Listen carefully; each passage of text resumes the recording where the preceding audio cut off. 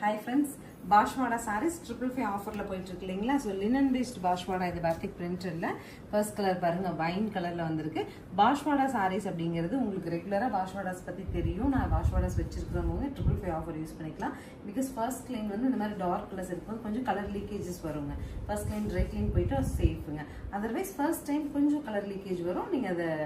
shampoo wash அந்த மாதிரி பண்ணிட்டு தனியா செப்பரேட்டா வாஷ் பண்ணி dry பண்ணிக்கலாம் so next saree பாருங்க orange color saree border pallu எல்லாம் நமக்கு இந்த மாதிரி shibori next saree நமக்கு brick rich